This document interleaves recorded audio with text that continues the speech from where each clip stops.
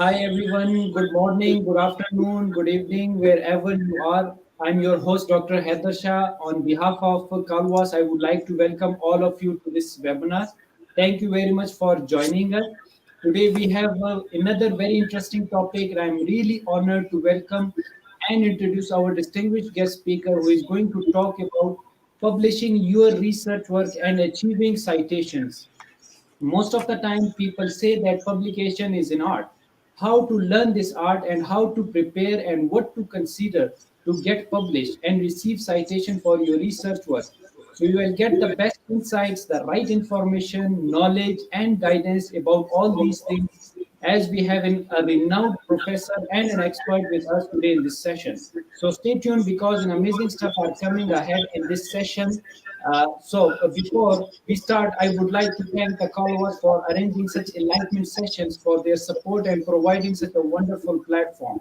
The aim of Kalwas is to give you the opportunity to interact with the world renowned speakers, teachers, authors, researchers, experts, professionals, and businessmen to share their views and experiences and tips which will create an impact and will enable you to learn new things and develop yourself in order to grow individually as well as to contribute to the world at large. As our slogan is come, learn, and share knowledge. So today we have a very special and distinguished guest speaker. He is a well-known personality in academia and industry. He has a vast experience. We always see him on different platforms while contributing to the field and world. Moreover, through his great knowledge and wisdom, people are getting the right guidance and knowledge. Above everything, he always extends helping hand and popular for his knowledge sharing. So let me introduce him formally.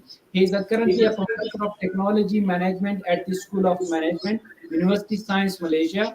Previously, he was appointed as a visiting professor at Information Management, National Taiwan University, a visiting fellow at the Department of Information Systems, University of Melbourne, Australia, senior research fellow at University Science Malaysia, honorary research fellow at University Malaysia Sarawak, adjunct professor at Uniton and Multimedia University Malaysia, visiting professor at King Saud University, Kingdom of Saudi Arabia. He has taught courses in statistics, operation management, research methods, forecasting, and computer literacy at various levels. He has supervised numerous of PhD, MA, MBA students in the field of information system, operation management, marketing management, and organizational behavior. He is also currently supervising numerous students at the master and PhD level. He he has conducted structural equation modeling workshops in Malaysia, Australia, Indonesia, Thailand, in India. He has conducted workshop in UUM, UKM, UTM, UITM, UMK, UMS, Unimus, USIN, UMT, the UMP, the UTHM, and the Intern and Polytechnic colleges in Malaysia. He has also presented numerous papers at local and international conferences, having won 5 Best Papers Award. He has published 1,149 research articles in journals, contributed as author and co-author. His publications have appeared in the numerous journals. Few of them are the Information and Management Information Systems, the Journal of Environmental Management, Technovation, Journal of Business Ethics, Internet Research, Journal of Travel Research, International Journal of Operation and Production Management, Journal of Business Economics and Management, Computers in Human Behavior, Resources Conservation and Recycling, International Journal of Information Management, Cross Culture and Strategic Management, Evaluation Review, Information Research, Asian Journal of Technology Innovation, Social Indicator Research, Quality and Quantity, Service Businesses, Knowledge Management, Research and Practices, Journal of Medical Systems, International Journal of Production Economics, Personnel Review, and Telematics and Informatics, among others. He also serves on the editorial board and program committee of several international journals and conferences of repute. He has completed 23 fund research projects. His citations are 13,156, which is wonderful. Area of his research: business management and accounting, technology management, quantitative studies, survey research, e-commerce, and so much more. Last but not the least, he's a wonderful speaker, author, teacher, researcher, professional, a multi-talented person with dynamic personality, and above everything, he's a great human being. So please help me in welcoming our Professor RAMAYAH. Welcome to the Karwas platform, and thank you very much for joining us, Prof. Thank you, Dr. Haider. So I will share my slide first. Yes, sure, please. Uh, as a reminder to the audience that Professor Ramaya will be presenting the slides and he would leave the question and answer session at the end. So if you have any question, you can write in comment section or you can email us at the uh, uh, info@of.carwas.com. So over to you, Prof. Thank you. Okay. Good evening. Thank you, Dr. Haider, for the invitation. Pleasure, sir. Pleasure. Okay. So this is the topic we will be talking about. So before I begin, just a word of motivation. One of the things you have to believe in yourself. As a researcher, somehow many people don't have that self-confidence. You must have confidence, but not overconfidence. That's the thing we begin with. So this is the topic we are going to discuss. So some of the things we will discuss is about the difference between Web of Science, Scopus, ISI, how to identify journals, and how to publicize your work. So those are some of the things I will be discussing. And thank you very much, Haider, for the long introduction. Normally, I don't like too much of introduction. I go straight to my topic. It was a So this pleasure. is a problem we are getting into in many institution and country where there's a culture of publish or perish. Actually, I got into research accidentally. I never planned to do research at all in my institution, but somehow when I went for my interview for promotion, the person interviewing me was asking about research. This was way back in 1999, and the first interview I went, I did not get my promotion. So that is where I told myself, the next time this person looks at my CV, he will faint. So that's how I started my career in research.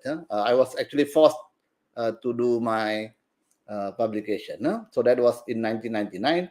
I wrote my first paper in year 2000, and then I realized it is not very difficult. The only problem is anything you do, that you must be passionate about research. You must also be passionate about teaching. So I'm quite passionate about my own teaching, and I'm also very passionate about research. So I have many graduate students. I also have some collaborators. So that's how you can maintain your stock of publication. So this is the process of getting your paper published. So somehow you have to go through a lot of gatekeepers.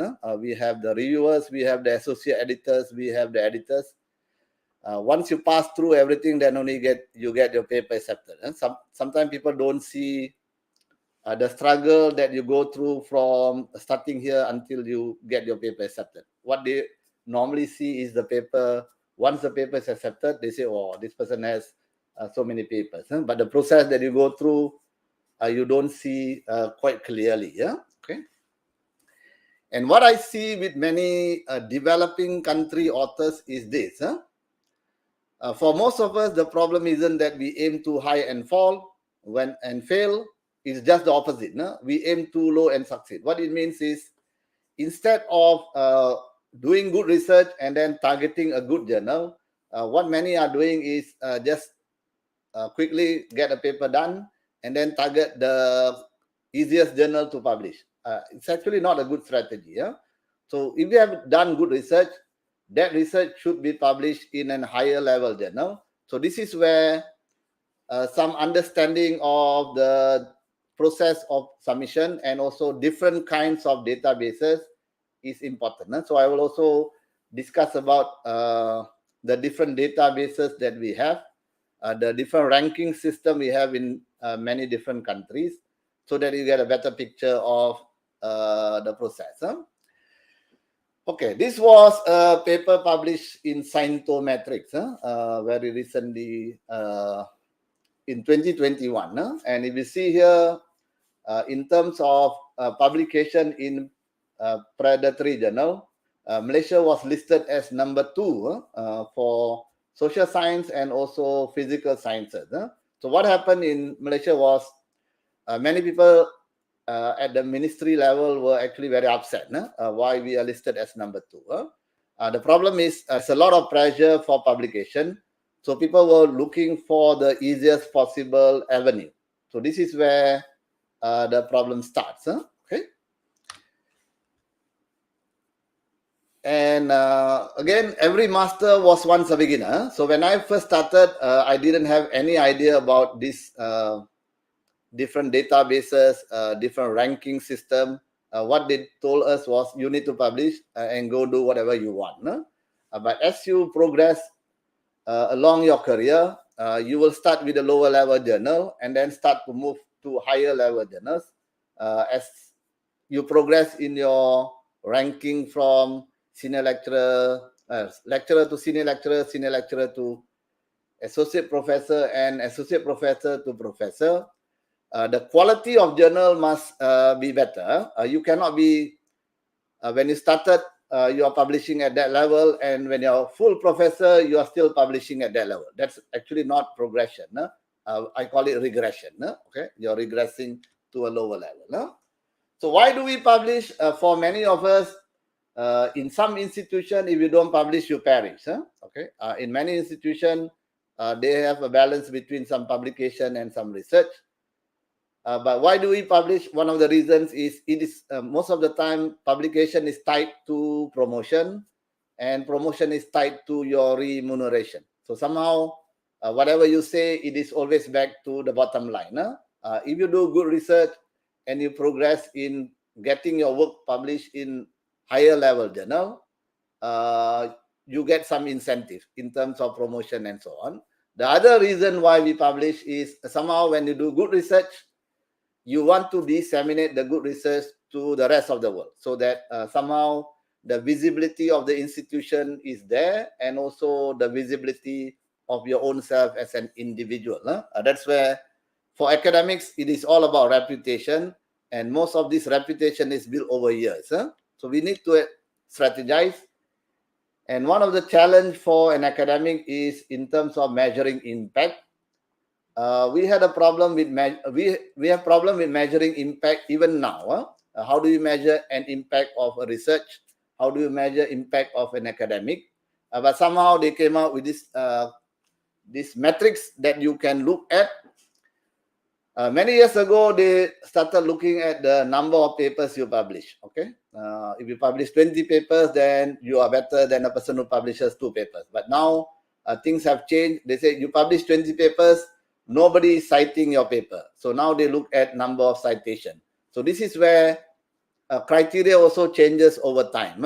So as an academic, you need to be aware of these changes. So currently we have a term called H index, which is used to assess how prolific is a researcher in terms of citation. And this H index is also a bit, citation is also tied to the number of authors you have in a paper. And some of you may have a different view of this, but to me, when you write a paper, the maximum you should go is up to about 4 authors. You plus another 3 more authors. Once the number of authors increases, 5, 6, 7, the number of citation actually goes down drastically. So if you plan to increase your citation, keep to the 4 author limit. Okay, 4 author limit. And when we measure impact, this is a guy who developed the H index from University of California. So what is meant by an H index is, if you have an H index of 15, you have 15 papers cited at least 15 times. Okay. If you have one paper cited 100 times, your citation is still 1 because you have only one paper cited 1 time. So as this number goes up, what it implies is you have more papers cited more times. Okay. Let me give you an example of how do you look at the citation. Here we have three authors, author A, author B, and author C. Author A has only 37 citation. Author B has 105 citation. Author C is the highest cited, 577. But if you see in terms of H index, author A has H index of 6. The other two authors have only H index of 5. Why is that? Because the first author is quite consistent in terms of citation. His first paper has 10, second paper 6, third paper 6, and then the sixth paper has a 6 citation. So the common number here is 6. So that is why he has an H index of 6.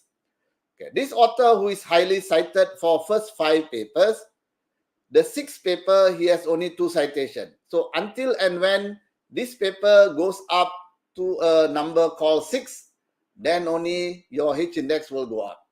Okay. So it is not only about citation, but the H index is also in terms of consistent of citation for each paper. Okay. So that is where this number called H index is very useful. No? We have 3 H index that is tracked in a country like Malaysia. One of them is called Google Scholar. So you will get the highest H index in Google Scholar. Okay. Here I have a H index of 84. If you go to Scopus, the number will come down. I have a H index of 48 in Scopus. And the lowest will be in Web of Science. Okay, Web of Science. I have a H index of 34 in Web of Science. So why is that? It's because Web of Science only tracks citation of a paper published in a Web of Science journal cited by another Web of Science journal. So if your paper is cited a lot in non-Web of Science journal, your citation will be higher in Google Scholar. Your H index will be higher in Google Scholar, not in Scopus and Web of Science. So that is the first thing a researcher must understand. You have three different H indexes, and the highest will be here, and the lowest will be in Scopus, in Web of Science. Okay. So for publication purposes, we have many avenues for publication. We have conference papers and journal papers. In many countries now, conference papers are not given a lot of weightage, especially in research universities. Conference papers are not counted anymore, but conference papers are good for networking, okay, to get to know people, to meet people. That's where you go for conferences. For journal papers, we also have index, non-index, and also the ISI impact factor or Web of Science. So for conferences, this is a PhD comic that I found that gives you a flow chart of whether you should attend a conference or not. Most of the time, I attend conferences to meet people, not about publication, because conference proceedings carry a very small weight in many institutions. Okay, so in conferences, we have presentation and also proceeding. Proceeding you can consider as a publication, but presentation you just want to get feedback. Okay, you want to get feedback. No? So these are some of the conferences which many people like to attend because the conferences have journals tied to them. Like here, this conference called IBIMA, they also have journals like this. So after the conference, your paper will be published in the journal. So they can transfer the copyright from the conference to the journal. For those who have presented a paper at a conference, if you want to republish the paper in a journal, you need 40% new material. Okay, 40% new material. That's the requirement in many journals. So if you want to transfer from a conference directly to a journal, only if the conference organizer have their own journal. Other than that, you need to rewrite. Okay, don't try to submit a conference paper already published in a journal paper. That's not acceptable. That's not acceptable. For indexing, for journal, we have indexing bodies and we have publishers. Many people are confused about indexing body and publisher. Emerald is a publisher. The indexing bodies, we have two, one for engineering and sciences, the other one in the social sciences. These are indexing bodies. So a journal published by Emerald may be indexed in Scopus, may be indexed in Web of Science, maybe just an index journal. So those are levels of indexing. We also have journals which are non-indexed, like trade journals, which you can also publish, but they don't carry too much of weight. Okay, too much of weight. No? So the citation index journals, we have two of them. One is called the Scopus. The other one is called ISI. Now we call them Web of Science or Clarivate Analytics. Clarivate Analytics has now taken over this Institute of Scientific Information. This is where we get a term called impact factors. Okay, so in terms of ranking, we have an index journal. We have citation index journal like Scopus, which is higher than index journal. And the highest one is what we call as the Web of Science, where they get some impact factor. This is how the different level of journals we can visualize. So how do you know a journal is indexed in Scopus? This is a database which is available, Simago. I think I shared the Google Drive link with Dr. Haider. He will share with you the latest Scopus index journals. Then you can look at that index. So we can also go and look at the journal, but the issue with this Simago is they only update up to 2020. So the 2021 journals index in Scopus, you need to look at here. This is the database called Scopus, and you can look at the journal whether it's in Q1, Q2. In many countries, they don't look at, in Malaysia, we don't look at Q1, Q2 in Scopus. We only look at journals in Web of Science, okay? Web of Science. So this is where you can actually download the latest list for Scopus.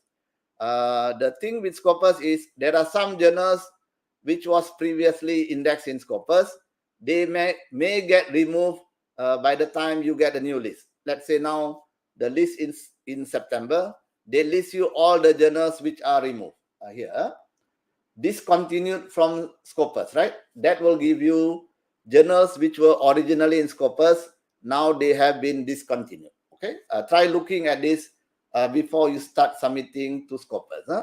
So this is the list which is the more recent one, and they list you all the journals that have been removed from Scopus. So before you start submitting, look, counter check with this list, okay, which is available. So these are all journals which have been removed from Scopus in the year 2021. Okay, 2021. Okay. In Malaysia, we consider publication in Web of Science as the highest level of quality. That's what we use in Malaysia. In many countries, also the same. They consider publication in Web of Science, Social Science Citation Index, and Science Citation Index as a measure of quality. Although it may be true, it may not be true. How do you identify whether a journal is indexed in Web of Science? We can go to this master journal list and type in the journal name. They will search for you and give you a list of the name. You can also alternatively download this Science Citation Index, Social Science Citation Index, Art Citation Index, and Emerging Sources Citation Index. Arts and Humanities Citation Index and ESCI do not carry impact factor. Okay, so when we talk about impact factor, we are actually referring to Science Citation Index and Social Science Citation Index. Okay, so this is a list of 2020 for all journals indexed in Science Citation Index and Social Science Citation Index. I found a copy which has the impact factor and the quartile. In some institution, there's a pressure to publish in Q1 and Q2 journals. Okay, then you can look at this list. which I have already shared. It is ranked from the highest impact factor to the lowest impact factor from Q1 to Q4. So you can just do a search using Control F, the name of the journal, whether it is indexed in Web of Science. Okay, if you want to know the impact factor of a particular journal, you can go to this webpage inside Journal Clarivate. Okay, and then you type in, they will give you the list with the Q1 journal name, what is the impact factor for 2020, and quartile. Okay, this impact factor will change in June 2022. So the impact factor you have now is 2020. For 2021, it will only be updated June 2022. Okay, so those who publish now, you will use the impact factor for 2020. These are the impact factor for the journal. Okay. So for a journal like tourism management, what will happen is you will get an impact factor 10.967. How do they calculate this impact factor? Is like this. They will look at citation to publication in the journal in 2018 and 2019. Okay.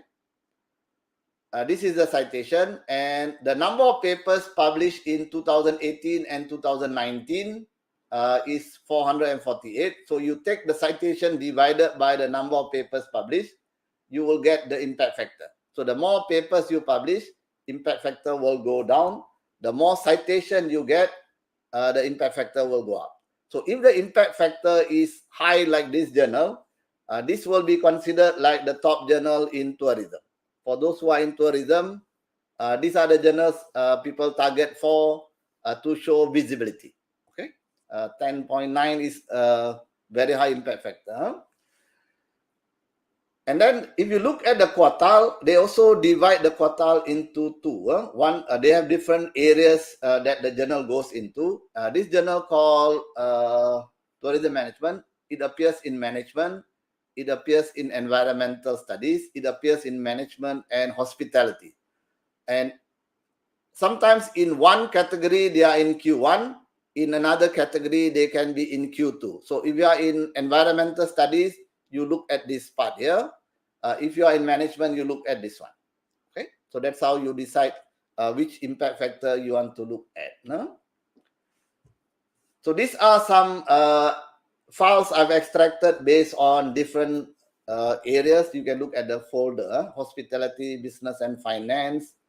The other way you can identify whether a journal is indexed in Web of Science is by looking at the website. No? In the website, they will give you advertisement like this. This is a journal called Annals of Tourism.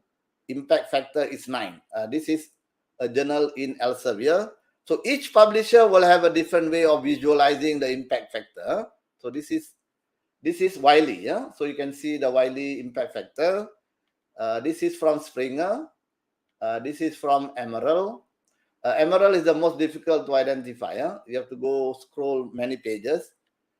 Taylor and Francis also, you get the impact factor displayed on the page. And this is SAGE, Journal of Travel Research. Okay. Yeah. Okay. We will go on until the end. Then questions, Haider, or? Yeah, sure, please. At the end, we will take the question, Prof. Okay. Thank you.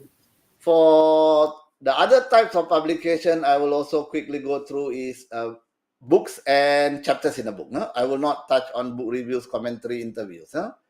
Okay, original books and edited books, and also chapters in a book. These are some way of getting your papers published. Okay, books are very good to have on CV, but it takes a longer time, and you have to be careful about taking materials from other resources. That is where you have to write original material. Not very easy, and it takes a longer time. But the good thing about books are you get royalty.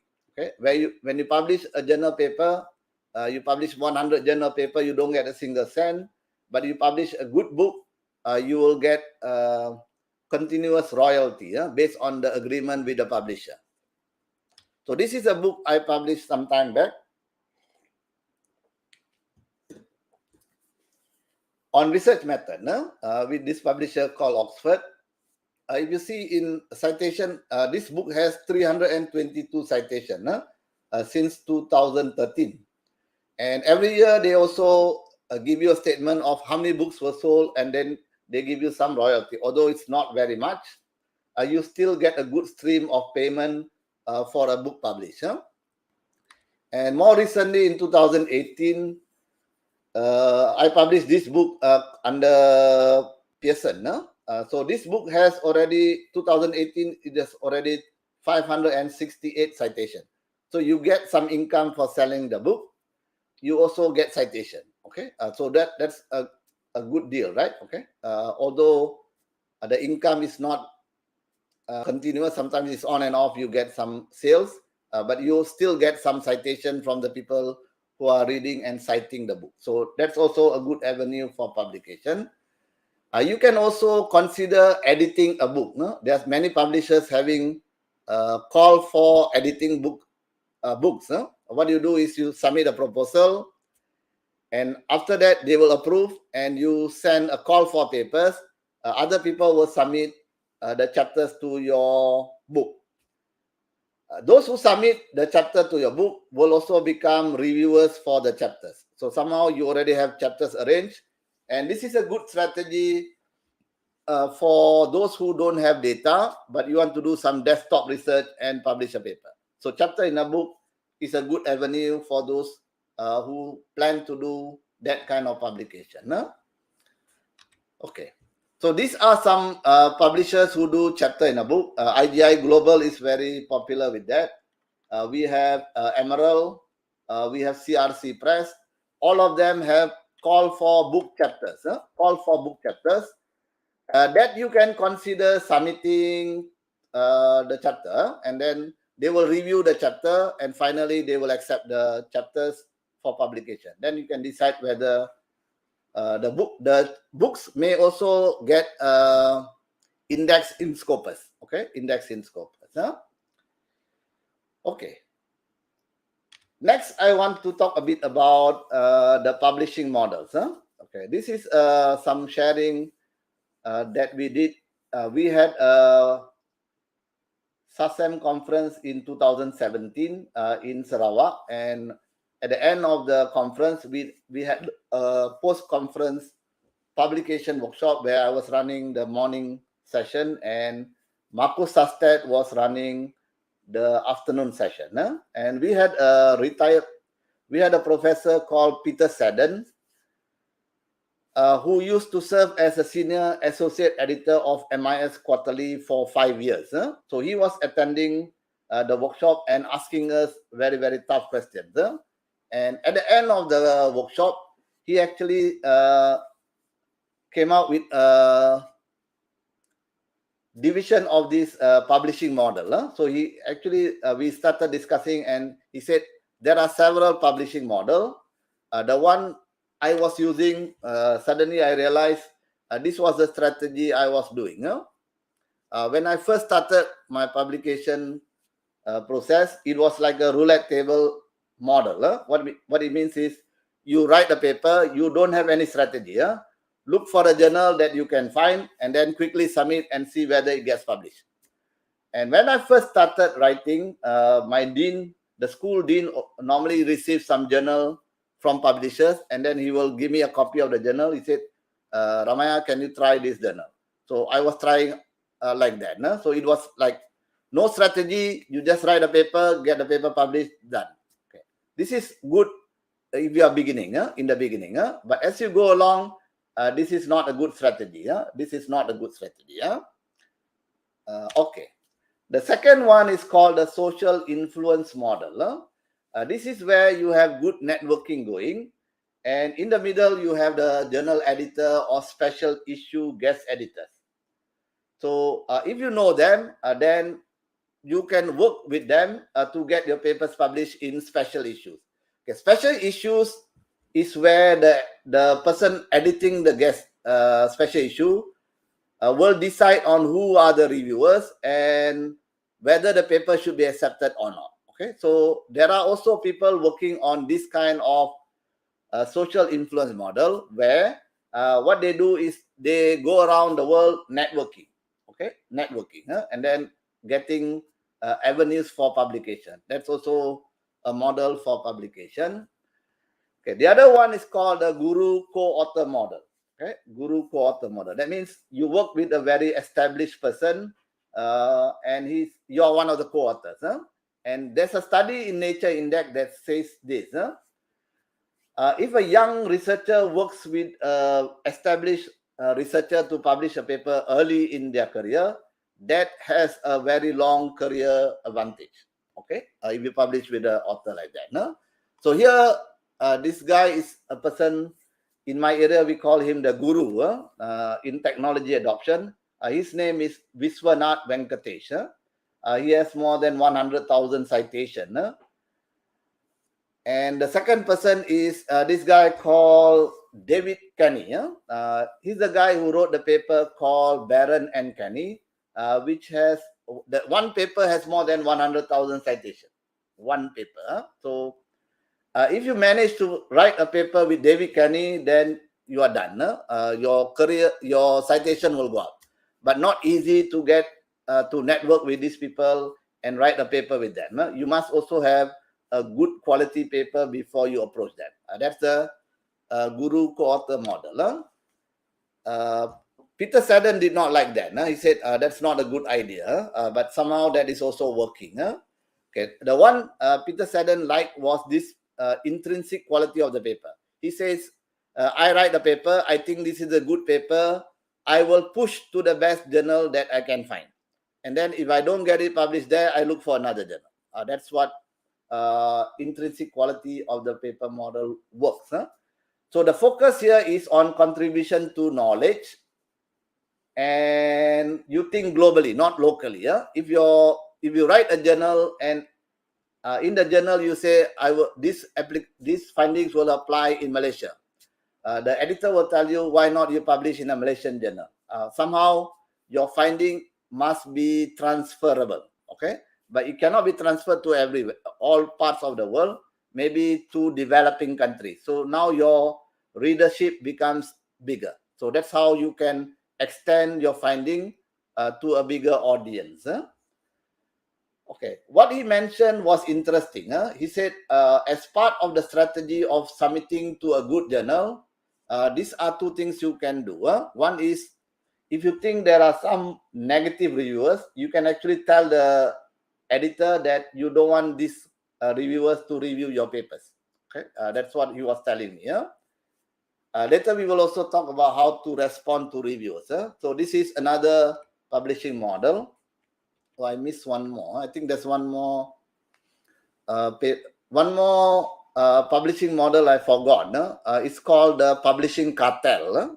Publishing cartel. This is where a group of people get together and they work with each other. One person will be the first author, the others will be the co-authors, and then for another paper they will be rotating the authorship. And they have some networking already going. So that is where they get to publish in certain journals. They only publish in certain journals because of that. And when you start publishing and you only publish in certain journal, that also carries some negative connotation. I will discuss that a bit later. Okay, the most difficult part of getting a paper published is writing the paper. And most of the time you'll say, I will write tomorrow, and the tomorrow will become 1 year, and then 2-3 years, you don't write a single paper. This is a common problem with many researchers. Procrastination. So we see here, this person is actually writing and then trashing the paper. After a while, you don't see a single paper coming out. Though that is one of the challenges. So for writing the paper, this is the habit of writing. Talking about writing isn't writing. Thinking about writing isn't writing. Dreaming of fantasizing isn't writing. Neither are outlining, researching, or making notes. All those may be part of the milieu of the writing life and necessary to get a project completed. But only writing is writing. You can't sit around thinking. You need to sit around writing. Okay, this is what I always tell some of my younger colleagues. They always say, I will write tomorrow. and the tomorrow will be tomorrow, and then after 5 years they are still writing a paper. The paper doesn't come out. No? So for my PhD student, if they don't have anything written, I would not like to meet them, because every time they meet you, they will tell you a story, and the next meeting they will tell you another story. At least if you have something written, I can write on the paper, these are the things we agreed with, and then the next time we can move on with whatever revision that the person have done. No? This is an interesting quote from Ernest Hemingway. Never mistake motion for action. What it means is, we normally see some colleagues who are busy all year round. Okay? They are busy all year round. But at the end of the year, they don't have a single publication. Okay, you see that a lot, right? Okay, that is actually related to work ethics. Okay, so for getting your paper published, one of the things I would advise is to invest in your career. Okay, invest in your career. This is my workstation like 20 years ago, when I was much more younger and my kids were younger. You see, they were like small kids, right? And at that time, my office looks like this. And we have a separate scanner, we have a separate printer, and I had a screen which is 27 inches at that time, which is like cost me about 4,000 ringgit. This is all investment. And I also have a good hi-fi system here, which is called Harman Kardon. Okay, I still have it today, until today. It's still working. So if I put a movie here, I don't have to leave my office. So I have a printer. I don't have to go to office to print. Some people go to the office for half an hour waiting for the printer. One page to print, you have to go to the office. So what you need to do is, you need to equip your office. The office is like my second home. So my office has all the things I need, and I have everything in place. This is how the office is decorated. Sometimes my wife will grumble. How come you have so many cards here? These are cards I get for helping other people. Other people's student, and what they do is they send me a thank you note. So sometimes they write very nice quotes, right? So you put there, and when you are down, you open and see what they wrote. Then you become motivated. That's how my office changed from a smaller table. Now I have a bigger table, which I can put a lot of things. This was when I was younger. Now I have changed the office to look like this. I've thrown away a lot of things. As you grow older, you think you don't want things to be cluttered. So now my office looks very neat. And I've invested in a new computer screen, which is 40 inches. 40 inches from Philips. This is HD quality. If you can look at the picture, right? So when I run the analysis, I don't have to squint my eyes. I get a full picture of everything. When I write a paper, you can see the full screen, right? So those are some of the things you need to do as an academic. This is another thing I invested more recently during the MCO. Since we have to do online classes, I like to write on boards. So I invested on a 6-feet board that I can write throughout the board. Okay, so those are some of the things you need to invest in. So for writing the paper, I will not focus on how you write the paper. Somehow this outline is already available. You have abstract, you have introduction, literature review, methodology, results, and then go on. They have some guidelines how to write the paper. Different areas of research, you have different way of writing, qualitative, quantitative. Those kind of differences are also there. But somehow you get some guidance from some structure that is already available. So this writing the paper. So where do you get idea for writing the paper? These are some sources of ideas. You can look at Google Scholar Alert. So if you put, you can follow some of the big names in your area. And when they get a paper published, you will get an email. That's where we follow Google Scholar Alert. Google Scholar Alert also gives you different publication every day. If you put a keyword, let's say my area called internet addiction, they will send you all papers published in that particular day on internet addiction, and you can see changes in the landscape of the publication. You can also work with colleagues in the university or outside the university. And you can also get ideas from other researchers who are working in the same area. You can look at their Google Scholar profile. They will that will show you what other journals they are publishing in. That will also give you some idea of topics and journal that you can target. Okay. The other thing I would suggest is you should volunteer to review papers. Hopefully, some of you are doing that. Because when you review papers, what happens is you put on a different hat.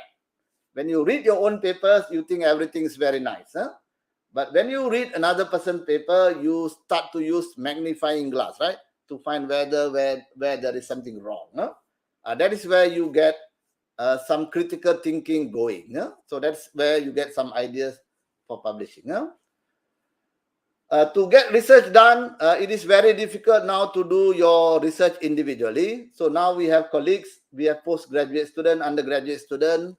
We can work with colleagues locally. We can also work with colleagues by collaborating with international co-authors. Those are possible ways of getting things done. But you need to actually develop that kind of networking to get research done. So for building strategic networks, this is where we look at co-authors. And when we look for co-authors, these are the three things we can look at. One is reputation, second one is personality, and the third one is availability and motivation. This is very important. Sometimes the person is very reputable, but he doesn't have time for you. So he will not be able to work on your drafts. Whereas another person is very available, but his personality doesn't go well with you. Then that is where you run into a problem. So here it says, no hard feelings when buying into a co-op. Everything is normally distributed almost. And then the laugh there. So this is where you have these three things you need to look at to identify your network. Okay, to identify your network. So when you're beginning in your career, this is much more difficult to do. But as you progress in your career, this will come naturally. This will come naturally. Okay. So the other thing we can do is we can follow some established person as the role model or mentors. Okay, this is the guy I met a couple of years back, who is considered the guru in technology adoption. And if you see the Google Scholar profile in the area of technology adoption, he has 118,000 citations at that time. And if you see this guy called Professor Yogesh Dwivedi, he has actually moved up. And now I have 30,000. He's actually already 31,000. So this ranking will move up and down.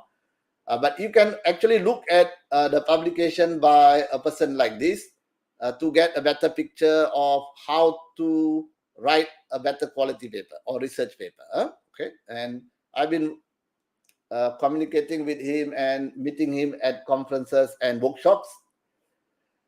Interesting, very, very interesting guy. Let me tell you. If you have the opportunity to attend some of his talks, you should find some time to do that. Okay. Next is targeting. After you write your paper, you need to target the journal. Okay. When you target the journal, you don't have to just focus on journals in your own country. What you can do is before you submit your paper, you can ask several of these questions. One of the questions you need to ask is this. If you are submitting to the journal and you don't cite any paper from the journal, many editors would not like that. The other reason is because if you don't cite any paper from that journal, that paper don't belong to that journal. That's the first idea an editor will get. So look at the general scope and the current practices, because some journals prefer quantitative papers, some journals prefer qualitative paper, some journals prefer mixed method. That will change with the editor. So look at the scope, look at the preference of the editor before you start targeting the journal. Okay, how do you target the journal? You don't have to worry too much. We have now some technological tools to help you. But before you do that, you need to do your homework. Okay. like what is written here, pick journals like you pick stocks. And you should have a pool of journal ready, with the impact factor and you have to balance with the impact factor and acceptance rate. Some journals impact factors are very high, but the acceptance rates are like 8%, 9%. So if you submit 12 papers to that journal in a year, maybe one will be published. That's how difficult it is in a top level journals. So you need to somehow balance the acceptance with the impact factor. So this is what I call as my dream list.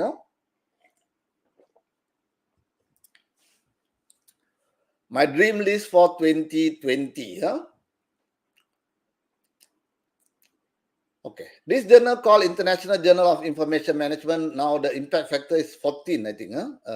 It has already gone up with a recent one.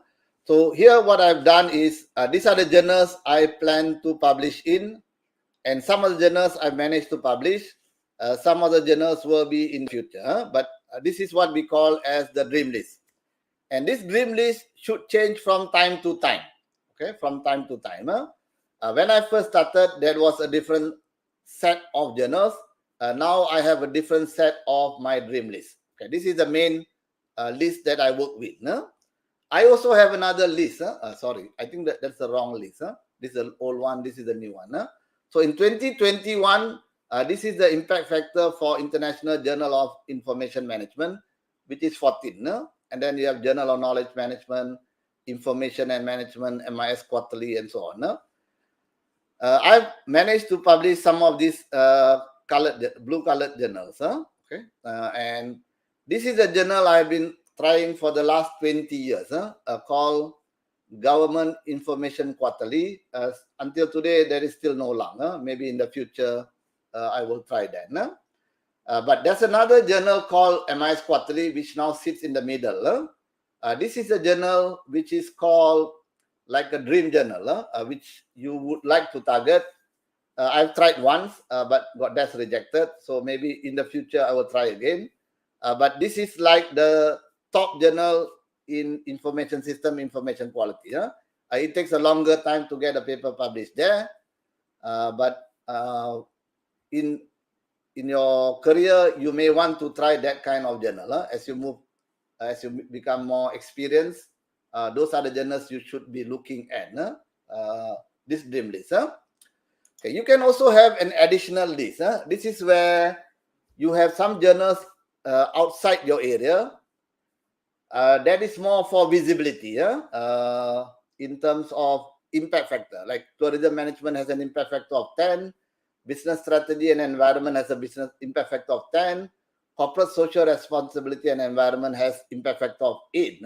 So if you publish a paper in this journal, somehow people will notice, oh, how come there's a Malaysian author publishing in this kind of journal? Those are some things you also do, but your focus will be on the main area of research. You have to focus on your main area of research to build the mass.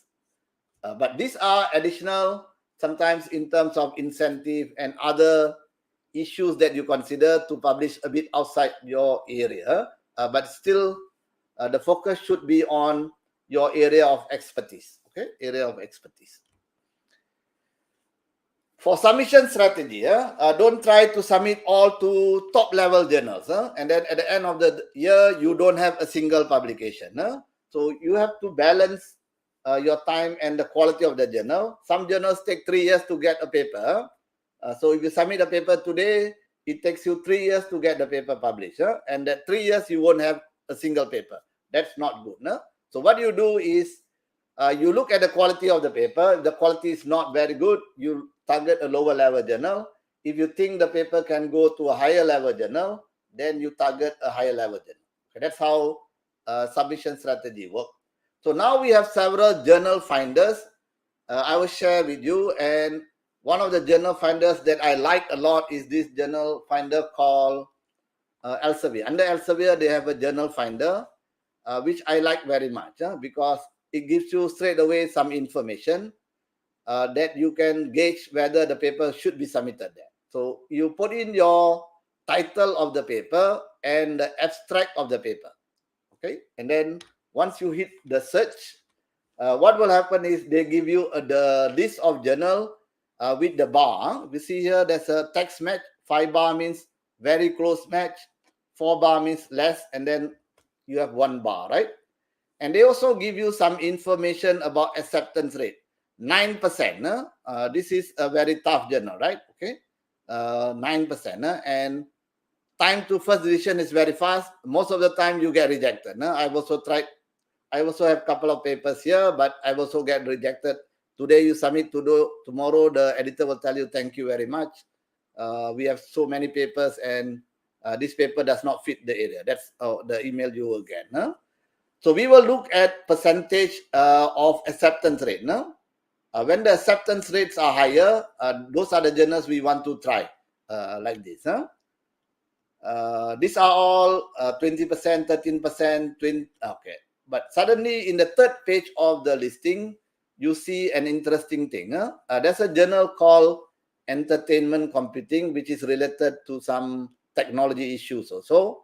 The acceptance rate is 46%. 46%. So if I submit 2 papers, I have an opportunity to get 1 paper accepted, which is very high, right? Okay. So that is a journal I will look at in the next submission. I have never submitted a paper to this journal, but when I was doing the search, I found this journal available. So that is Elsevier. So we also have Web of Science, Wiley, Springer. They all have journal finders, but they will find only journals in Springer, whereas this one, Web of Science, they will find for all journals indexed in Web of Science.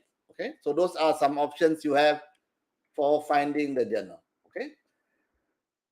The other thing you can do is you can also look at some authors who are more published in your area. For example, if you are in tourism management, there's a guy called Mustafa who publishes a lot in different high impact tourism journals. You can look at the kind of topics he's doing and the kind of journal he's submitting to.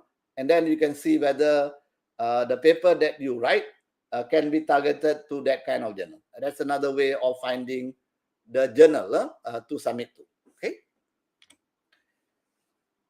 Submitting the paper, this is where I find there are some people who have no experience submitting online a paper, even at the higher level. So I find this quite strange. There is no way to get experience except through experience.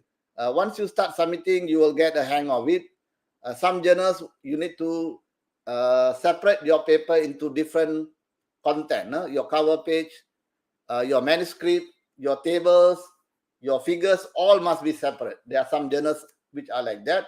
There are some journals which are format free. That means you just submit the paper. Once they accept the paper, they will ask you to do formatting. But submitting the paper in some journals, they are quite tedious. They have some format available. So these are the 5 files that you can have them ready. Cover letter, author's page, main manuscript without the name of the authors, tables and figures separately. So that's something you can prepare quickly. So if you have a paper to submit, then you can look quickly put them together and submit them one at a time. At the end of the submission, we can put a PDF paper that will put everything together. Okay, that's where submitting the paper comes. And you can also have a submission log. Many years ago, I was doing this. But I no longer do this now. This is where you have a submission log.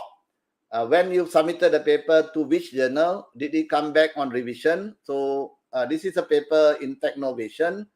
So the first revision came back, and then when you resubmitted, you will know. Why this is important is after a certain period of time, you can remind the editor saying that the paper has been there in the review process for 6 months. What is happening? Can we get some feedback? So they will start looking at the paper and give you some feedback. But don't remind the editor too early. After 1 week, you are saying what happened to the paper. Some editor get upset. So those are some of the things you can do with the submission log. Okay. For revision, this is where many people get upset when you get paper reviewed, sometimes when we look at the review for the first time, we get very upset because our shield, our protective shield comes up. And the first thing you will say is the reviewer doesn't know anything. He doesn't understand the paper I'm writing. But what you need to do is keep the review for 2-3 days and then come back and read. Then you will see that maybe they make sense. And then you try to reply. So for handling reviewers, we have two types of reviewer. One is the reviewer who says this, how lucky I am to receive your no doubt great paper for review. It really made my day. If you have a reviewer like that, then you're okay. Your paper most probably will get accepted. But most of the time, you don't get a reviewer like that. This is the typical reviewer who's trying to shoot down your papers, right? Okay, your papers. So what you do is when you get your review, okay, like this, rejected, then you'll be set for 2-3 days. I also get papers rejected the day I submitted. I submit in the morning, in the evening. In the evening, I get papers rejected. That is also happening currently. If you get a paper rejected, hello, your class. If you get a paper rejected like this, then it's fine. Then you look for another journal. Don't be too sad. Many years ago, I had this problem. The first time I submitted a paper to a journal called International Journal of Information Management. Haider, is it okay? You still have time? Yes, Prof, it is fine. Prof, your video gets stuck. Can you see it, please? Video? Yes, Prof, your video is stuck. The slides or the video? Video, your video. We can't see you moving, Prof. Oh, what happened to the video? Let me see. Yes, please. This one. Okay, let me see. I close this first.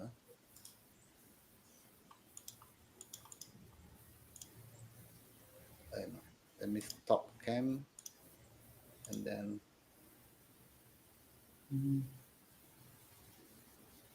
it's not moving, right? Yes, Prof. I'm not Because sure you, why. yes, Prof. What happened to the camera? Prof, now it's working. It's working now, Prof. Okay. Yes. Sorry. Thank you very much. Thank you. So you can see the slide, right? Yes, Prof. Yes, Prof. Go ahead, please. Prof. Thank you. Okay. I still remember the paper I submitted to a journal called International Journal of Information Management. This was in 2001. That was the first paper I submitted to an international journal. At that time, you need to make 3 copies of the paper, put into an envelope, and send them by email. Then every other month, you check your mail, whether you get the reviewer comments or not. Okay. After 6 months, I got the reviewer's comment. 3 comments came back. When I read the comment, I couldn't sleep for 3 days because the comments were so bad. And then I had a phobia. For the next 5 years, I did not submit a paper to an international journal. What happened was I was submitting journal to papers to journals in Thailand, in Indonesia, in India, in Pakistan, those kind of journals. It took me 5 years to recover. Okay, and 2006, I started writing again for Emerald, Elsevier, and all, which to me should not be done. Don't worry. You get papers rejected. If their comments are good, you take the comments, do some rework, and then submit to another journal. There are some comments that you cannot do. It is already passed. In that sense, you just ignore them and then move to another journal. So if you get rejected, that's the strategy. If you get revision, you're almost there. Okay, you're almost there. Journal editors will decide to give you a revision if they think the paper can go to the next level. So if you get a revision, one of the things is this. These are the 2 rules suggested by Marco Sastan. Rule number 1 is reviewer is always right. And he said rule number 2 is if the reviewer is not right, see rule number 1. So the reviewer is always right. Don't get confrontational. And sometimes it happens to me also. I had a paper submitted to a journal And when the review came back, I was quite upset, and then I actually replied quite harshly. The paper finally got rejected, although the editor contacted me. But you should not be doing that. What you do is, when you get the reviewer's comment, you have a column of the comment, and you have the reply. Okay. One of the things I don't like when I review is I have a comment and then they say done, done, done. If I see that kind of comment, I will also write I am done with reviewing. That's it. I will reject the paper. What you need to do is you need to write a reply. If you don't want to address the issue also, you have to first say thank you very much for the comment. But we think it is like this. So you're actually not going to address the issue, but you are trying to reply him nicely. You need to be nice to the reviewer because the reviewer will make a decision to accept or reject. So this is one of the things you need to pick up. And when you write your reply, you have to think through so that the reviewer, when they read the reply, they don't go back to the paper again. So by looking at the reply, they already see that issue was already addressed. So that's what you need to do in reply to reviewers. Don't worry about revisions. You will get many revisions. And I've gone to 5 revisions before getting a paper published. 3 years. 5 revision, 3 years. I've also got into situation where after 3 revision, the paper got rejected. I wrote to the editor, and the editor reinstated the paper, went to review 4, review 5, and then got accepted. Those are possible. Those are possible. So if you are trying to publish in an SSCI journal, the strategy is revise, resubmit, revise, resubmit, revise, resubmit. The longest time it took me to get a paper published was 9 years. Okay, 9 years for one particular paper. It got rejected in many journals. Finally, it got accepted in a journal, in a Scopus journal. That's how revisions work. After you get your paper published, we have this post-publication dissemination, which most academics are hopeless. We don't do this post-publication dissemination. What it means is, I have a paper published. How do I get it across to other readers? Okay, this is where you have this avenue for publicizing your work. These are emails I get. This is a person who has published a paper, and then he's writing me an email. We published this paper, and would you like to read the paper and give you all the link? This is one way of getting your published paper across to people who are doing research in the same area. Okay, that's one way. We also have this page called Kudos. You have to write. You have to put your you have to claim your papers, and then you have to explain what did you do with the paper in a more layman's term for people to read. This one, if you start early, then you can do that. But once you have many papers, you will not go into this. So this is how you can explain about your research in Kudos. We also have Pablons. Pablons is considered like the Facebook page for a researcher. This is where they will list you how many publications you have, what is your citation, what is your H index.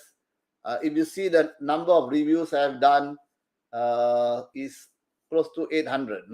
Close to 800. It's double my publication, right? And they also give you badges like this. A top peer reviewer, excellent reviewer. This is actually for visibility purposes. Okay, so you should also maintain your profile on Pablons. Previously, it was Web of Science. Now we can maintain the Web of Science using this page called Pablons. Okay, the other one is ResearchGate. If you see in ResearchGate, you will get requests for the papers. So what you can do is, when you publish a paper, put the abstract on the ResearchGate, not the full paper, and people will request. So what you do is, after a few days, look at the request, and then you can send an email to them the papers. So I already have lots of papers already available in their repository. So what I do is just click and then send them the paper I've already saved. So that can be done to increase your citation. To increase your citation. The other one you can do is Facebook. When you get a paper published, you can also post on the Facebook, but don't overdo this. I see some authors like to do this until you get very upset with them. It's quite disturbing when you see emails coming every day. So you can use this, but use them sporadically. Another tool available is called Altmetrics. This tool can actually detect whether your papers are discussed in blogs, the papers cited by anybody. This also you can do, but you have to attach this Altmetric to your web page, like this. This is Google Chrome, and then you can attach this Altmetric. So when you are reading a paper like this, okay, this is the paper I published. You can click this button, Altmetric it, and they will give you some data like this. Who is reading your paper, in which part of the world, who is citing the paper, and so on. They give you in this Altmetric it. That's where you can see who is citing and so on. Okay. The other thing I have invested time and effort is a personal website. I've been maintaining this since the year 2000. I pay a service provider 550 ringgit a year to maintain, and another 50 ringgit for the name. We call it the domain name. So I have a web page called www.ramayah.com. This is where I put all my publication, my teaching material. I teach these courses, so the teaching materials are available here. You can also download if you want to, especially for research method. There are a lot of materials available in my website. So this is where you update whatever you are doing, and somehow when people search for certain topics, they will come out, and then they will send you an email requesting for some of the papers which have not been published, or it is in the process of getting published, so that they will also cite. Okay, so that can be done with a personal website.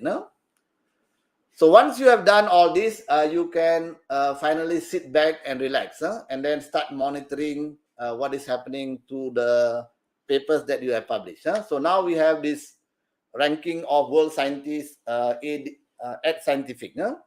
This is where you can see where you are standing in terms of, in comparison to the other researchers you have in the world. So you can check where you rank, and then you can see like this.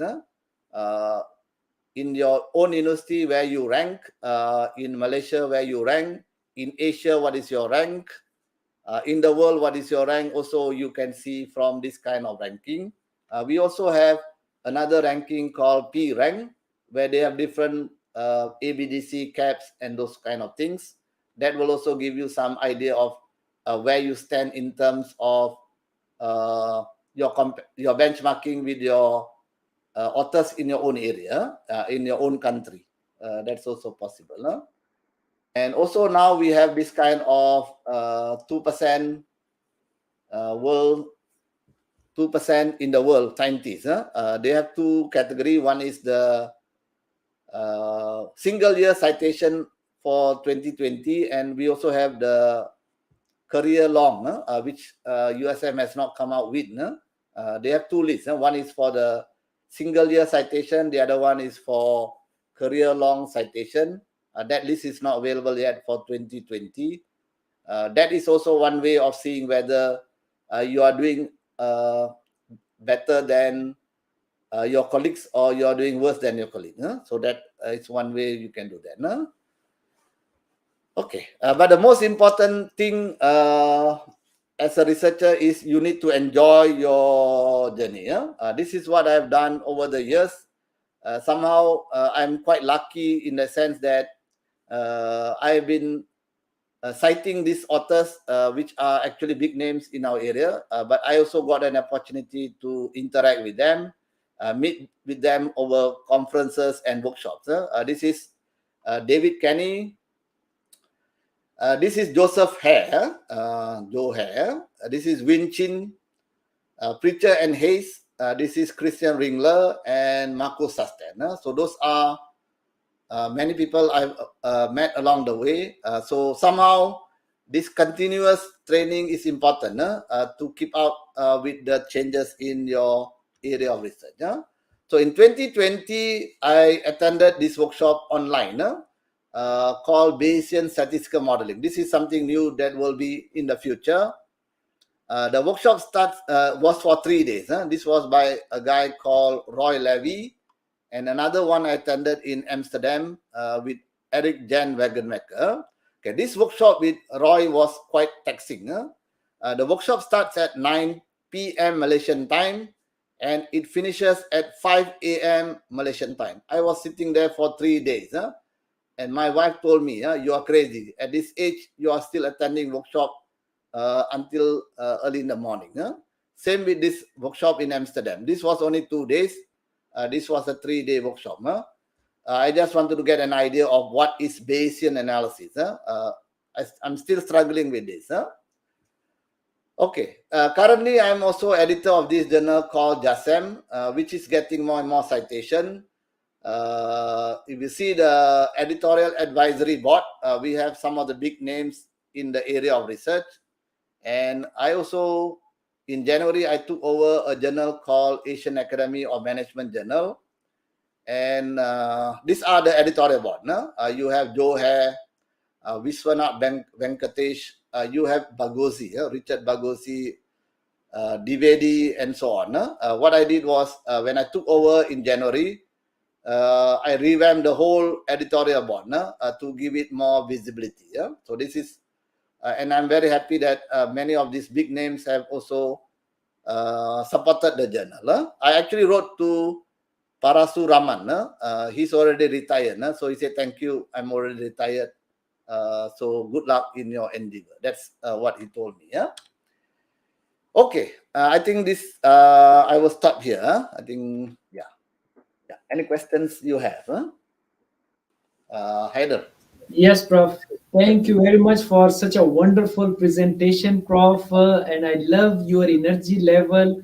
Even though, let me tell the audience that Prof was telling me that he attended the workshop till 5 p.m. and then after a few hours, he just joined us and he gave a wonderful presentation. Prof, let me tell you that what I learned in University of Malaya in 2 years, you have sum up in the 1 hour webinar.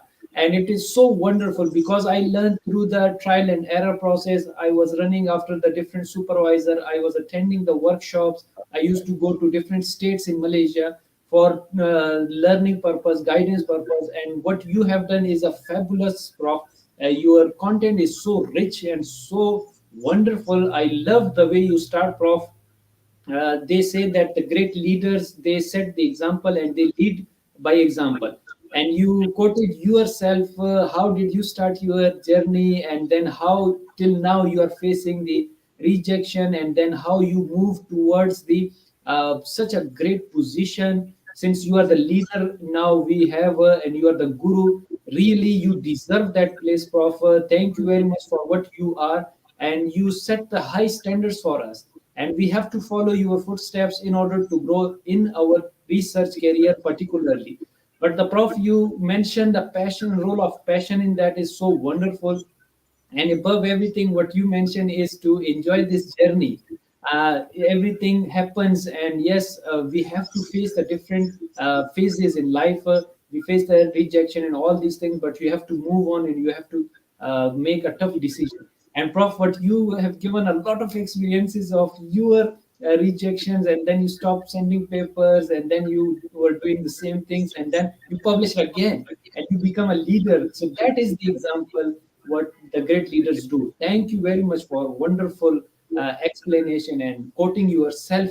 And that is the source of motivation for us, Prof, that you people are doing. And still, what you mentioned, the workshop you attended, and that is our source of inspiration, that we are learning from you. And that's what we are doing. We attend the workshop, we learn from your research work, from your webinars, your workshops.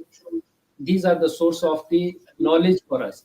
Wonderful, Prof. And the research cartel, the research models, your dream list, the log, and all things were so wonderful. We learned with the passage of time, but you have made it very easy for the audience to learn so easy. And thank you very much for providing this material. We will definitely share with our audience these slides, which are so powerful and so helpful. Thank you so much, Prof. Prof, you have covered 80 to 90% already the questions, because your content was so rich that it covered each and everything, right from the paper writing to the editors and all these things.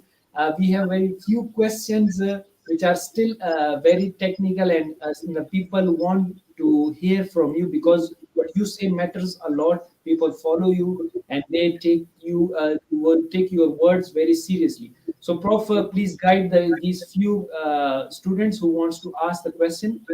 That the first question they want to ask, that since you are the expert by yourself, and since you have published numerous of papers, so Prof, guide us, how important is the cover letter when submitting an article to a journal? There's a general perception that editors desk reject are sent for review based on cover letter. Is it true? Please share your experiences on this. Yes, please. Okay. Basically, I don't write a cover letter. Most of the submission that I do, I don't have a cover letter unless the journal requires a cover letter. Haider, that's not true, I think. The Yeah. editors, normally the editors will look at the content of your paper. Right, Prof. Some editors will like the content, some editors would not like because of the too narrow focus on, let's say, you want to write about only Malaysia and the writing is only about Malaysia. So applicability is a problem.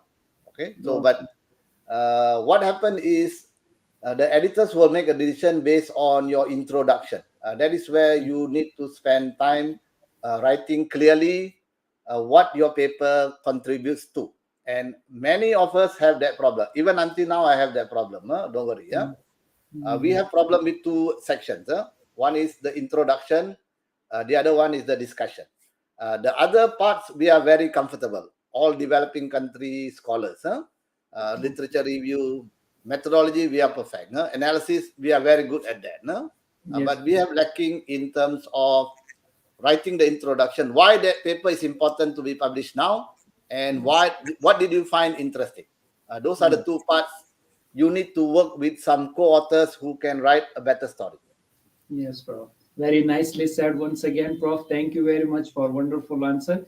Prof, we have another question. They want to ask that, Prof, you yourself is the editor as well.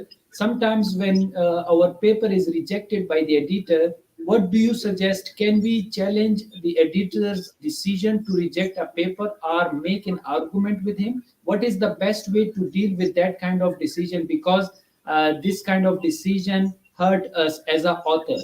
Yes, your experiences on that, please. Okay. There are two types of editors. There are one type of editor who once they reject, they refuse to listen to you anymore. Any email you send, they just ignore. That's one type of editor. The second type of editor is they will look at your email and then they look at the situation, and then they can decide whether they want to re-review the paper. I give you an example of a paper we got published in information and management. I was working with a lady called Roya Golami from Aston Business School. So when we submitted the paper, after I think 1 year, the paper was rejected after review. And what Roya did was she wrote to the editor saying that we want to revise the paper. We want to resubmit the paper as a fresh paper to the same journal. Okay, once you get rejected, you are not supposed to submit to the journal again.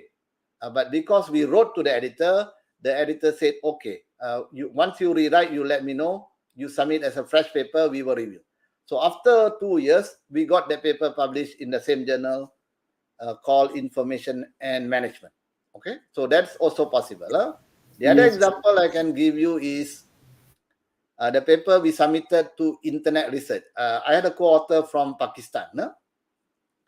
Shakil, I think. If I'm not mistaken, no, I forgot the name. I think one of them is my co-author was from Pakistan.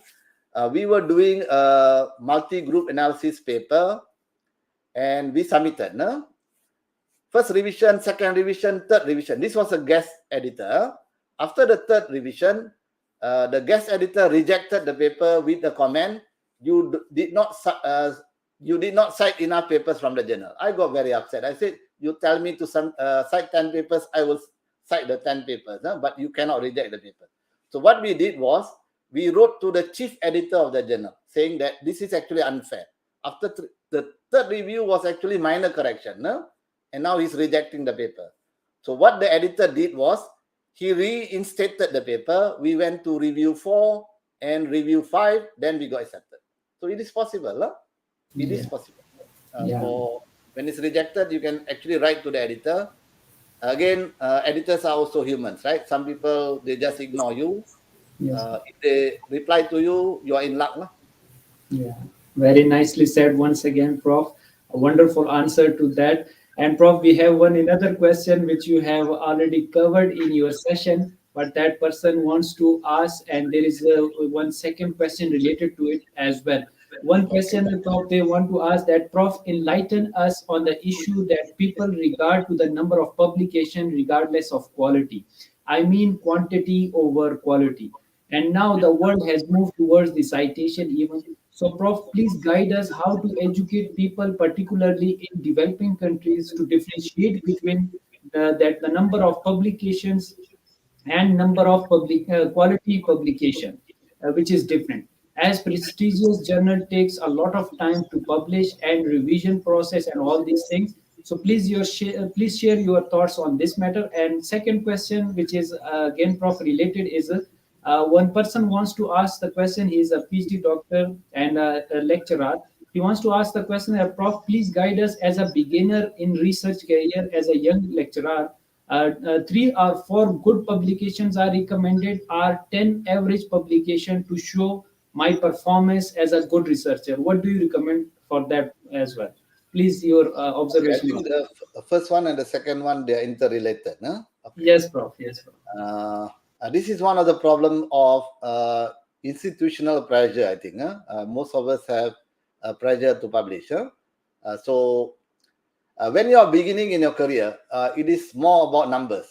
It is not about quality. It's difficult to focus on quality if you don't have the numbers, because in terms of promotion and annual evaluation is about numbers. So every year you might have 3 papers. Getting 3 papers is not easy. Haider, he was talking about 10, 20. Yes, not many people have that kind of numbers, unless you're already more advanced in terms of age and experience. You may have like 10, 20 papers in a year. Other than that, beginning in your career, you need the numbers because of your requirement. But as you progress after the first year, second year, third year, then you have to start looking at the quality of the journal. Okay, quality of the journal. If you publish one good paper in a top journal in your area, you're already there. You are already there. For example, in my area called Operation Management, I have a paper in resource conservation and recycling. That one paper has 700 citations, just one paper. Okay, but that's a top journal. So if you publish in that kind of journal, the citation automatically will go up, because those people who want to write in that journal, they will also cite this paper. So for those who are beginning in your career, what you can do is you have to also face this institutional pressure, right? They want you to publish in Scopus. So you look for some Scopus journal, which you need to have 2 or 3 papers. Do that first before looking at the higher quality journal. If you submit to a higher quality journal, you wait for 3 years, you don't have a paper. Remember? When I was starting out, to get one paper in a year, I was struggling. But now I have many PhD students and collaborators, so I have more papers in a year. That's a different issue. But what is good is when you're beginning in your career, you should focus on getting your papers published in decent journal, not in the paid journal, those kind of journals. That's also not very good. Yes, very nice recommendation, wonderful suggestion for that person. You are making it so easy, Prof. The way you are answering is so wonderful. Prof, we have one another question which is somehow related to it. They want to ask that I'm the beginner and research career.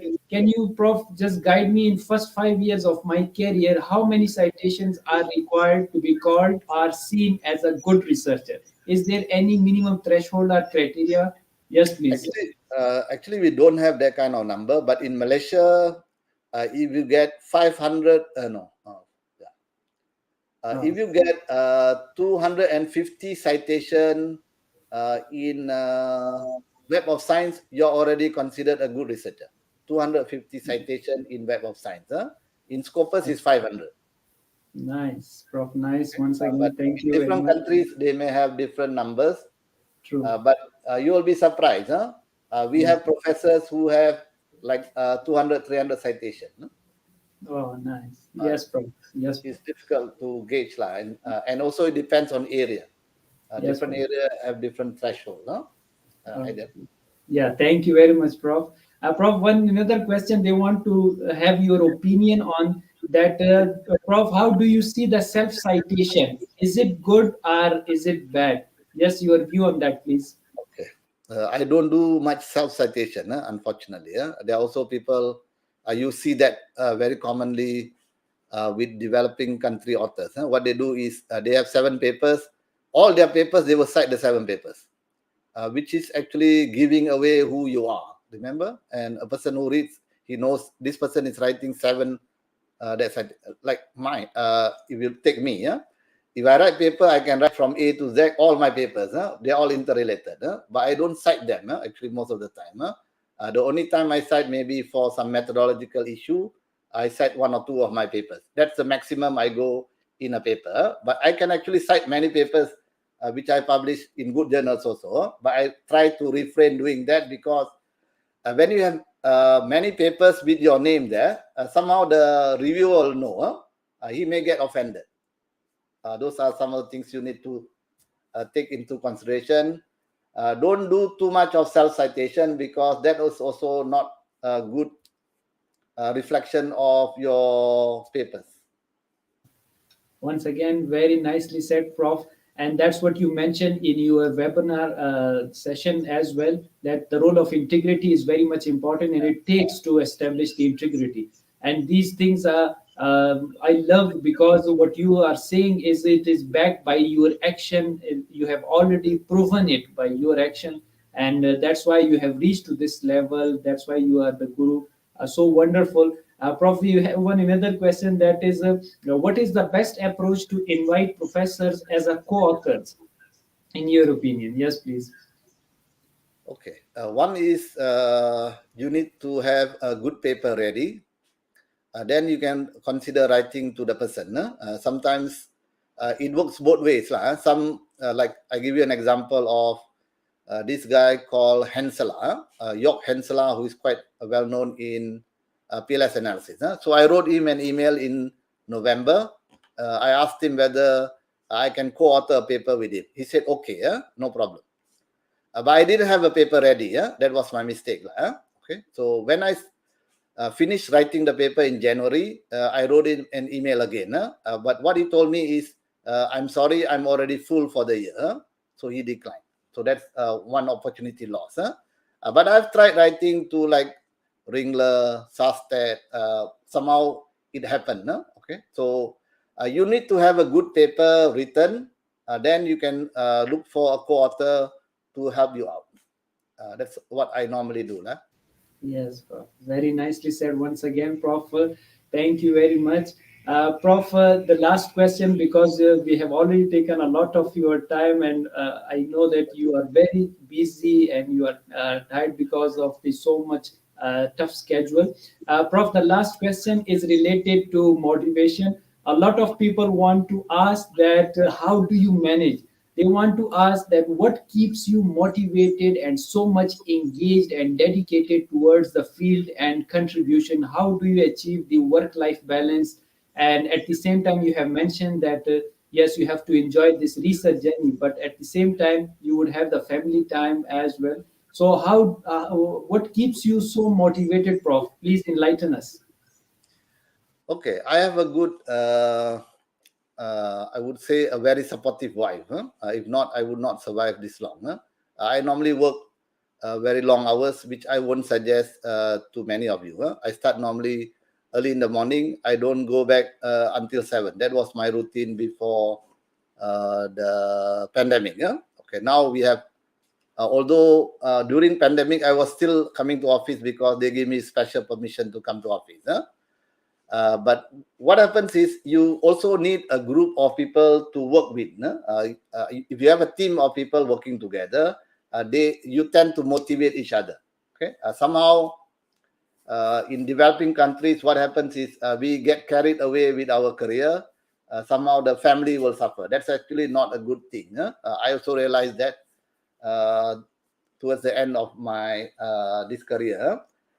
Somehow you have to balance your family with your achievement in your career. Okay, and luckily I had a wife and a supportive extended family. So if I'm away, my family will be taken, my kids will be taken care by the others. It's a very difficult question to answer actually. For how to keep this work-life balance.